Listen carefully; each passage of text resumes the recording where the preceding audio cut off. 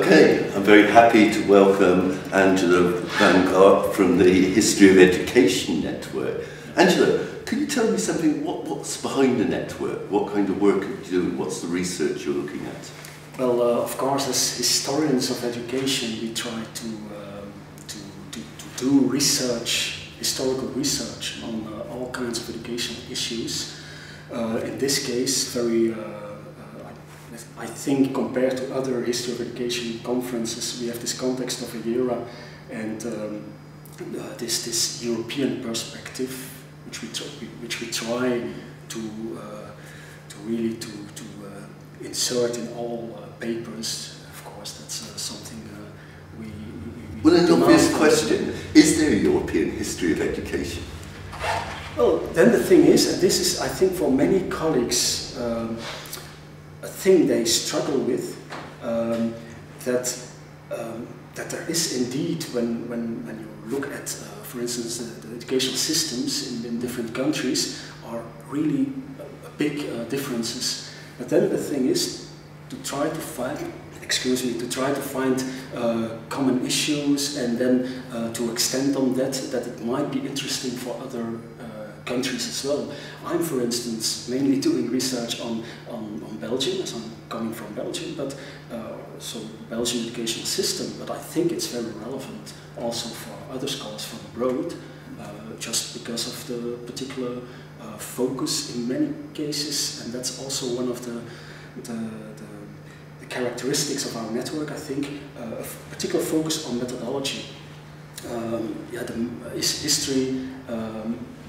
It also has some paradigms in methodology, and we already have the network exists for about 10 years now, and we developed in this 10 years a special interest in visual sources, for instance. We already organized some workshops, panels on film, educational film, that will be also one of the main topics in the next few years. And I think, whether it is a film, a Belgian film or an English film or whatever, of course, because of the source material, you already have connections, and you can you can really open it up, and then it becomes international and European, if you want. From a methodological sense, yes. From a methodological sense. On a content sense, it remains. That's sometimes certain more difficult, of course. Of course, one classroom, if you look at a picture of a classroom 100 years ago, looks much like a classroom in another country. And we also, several colleagues coined this notion of the grammar of schooling, which is really very apparent. Well, it's actually just what you mentioned now. When you go to a school museum, everywhere in the world, the classroom is looking the same. But of course, now we are referring to materialities of schooling. In many cases, it's what you see, it's how a classroom looks like. Huh? But in the grammar of schooling, it's not only about these material, the objects, the classroom in itself, but also what happened in the classrooms, the interaction between the teachers and the pupils. And that's, of course, far more difficult to really grasp this, because in the past, how can we have access to the classroom in, let's say, the 19th century? That's, of course, then we are relying on source material. Well, just to keep such a big subject you're doing, your network is covering a huge area. How do you decide in which are your focuses for your network activity? You can't do everything. No, that's true, and that's a big issue. We always have, there's a general theme of the conference, and I have to admit that very often we don't succeed in really tackling the questions raised in the general call for papers, for instance. But that's one of the reasons, the problem you mentioned, is one of the reasons why we will work with a call for papers for our network, and try to really focus on some themes. There's a general theme. I think urban education, for next year will be very interesting. Well, that's great for you, aren't you? Yes.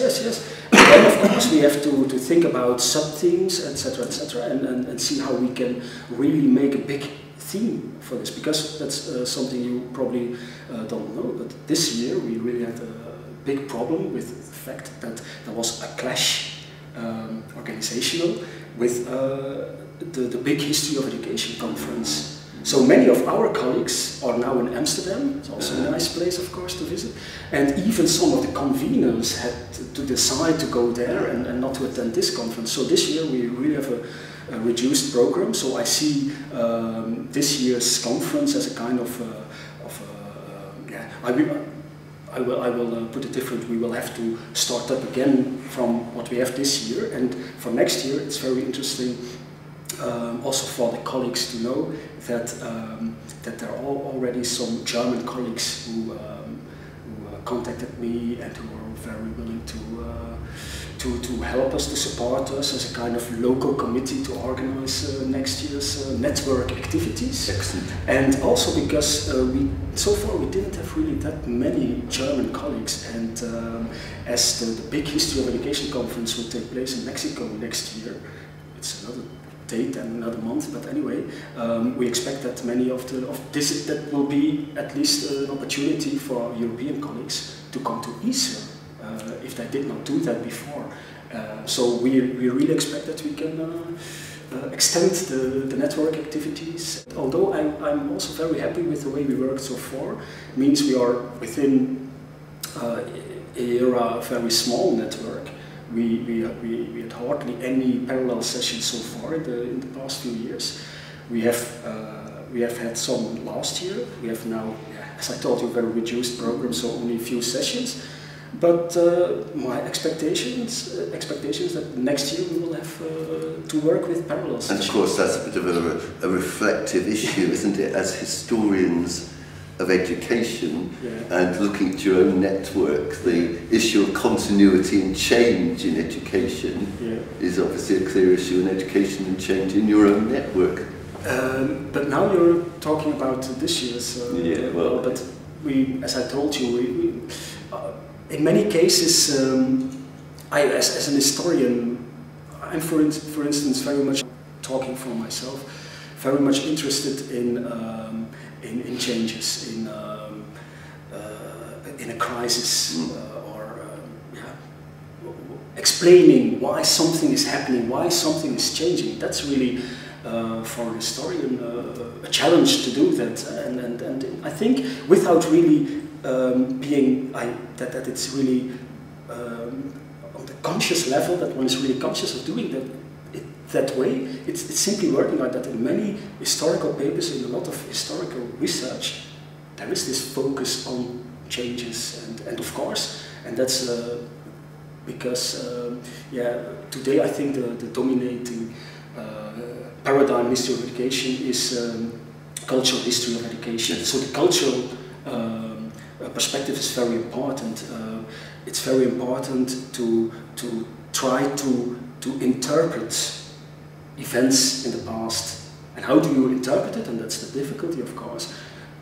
You cannot neglect your own position and your own perspective, so that's always somewhere there, also because it's influencing your interests, your personal interest, and so on. But of course, and therefore we use the notion of historicizing. We always try to put something in historical, or to try to explain something, to interpret something from a particular historical context in which something happened. And then, of course, we are also talking about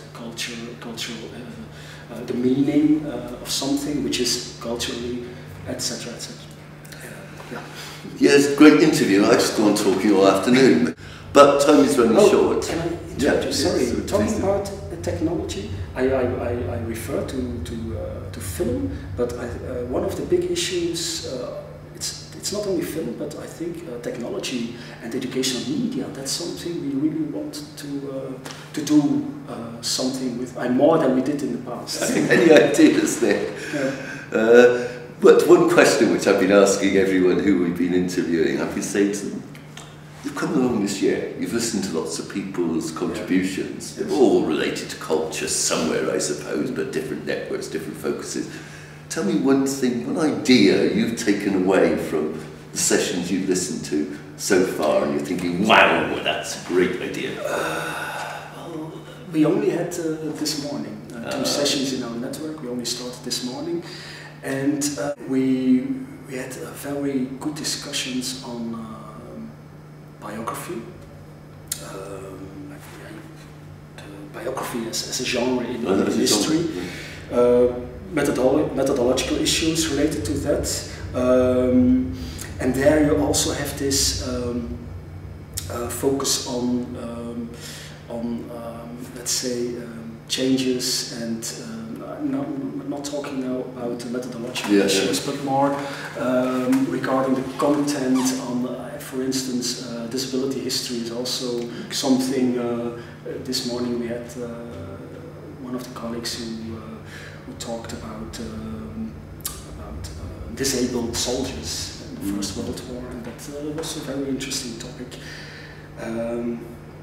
And I think even when there's a big variety in topics, but also perspectives, and also when I referred already to the different national backgrounds, of course, that there's always a common sense and a common ground for a very lively discussion. Yeah. Even when scholars are there with, in the first place,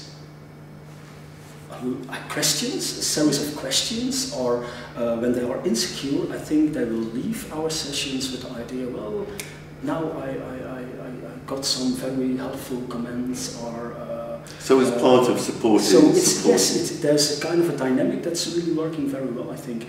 By the way, you might know that we also organized this year a summer school. It's one of the first summer schools here. You were sponsored, yes. Sponsored, yes.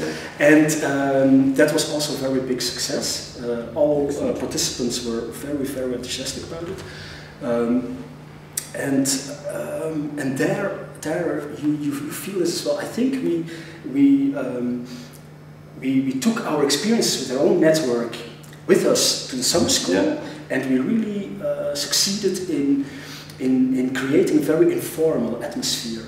And from the very beginning, the students were feeling very comfortable, and it really worked very well. They were really relaxed, and there was really a big discussion about each particular presentation, and so on and so on.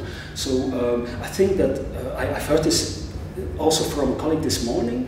For me personally, it was one of the best. If you can call summer school a conference, yes, I think you can do that, then it was one of the best conferences I ever attended.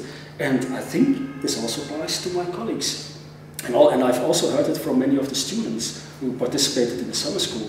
So next year the summer school will take place in Birmingham, second session, and I'm already looking forward to it because I'm really expecting that it will be a big success again. That we will. And I know that the idea of the summer school, partly as a result of the experiences with the summer schools organised in this pilot phase, are going to be extended, and many more networks will be having summer schools next year. I think one of the things as I do more of these interviews is I realise that having stuck to largely being involved in VetNet myself, how little I knew of what the other networks do, and how interesting some of those things will be. And I hope watching these videos, you too get that impression, and you might feel next year you want to perhaps try out and go to some of the sessions in the History of Education or one of the other networks which we featured on these videos. That's all we've got time for now, but thank you very much, Angelo, for coming and talking to us about the history of education.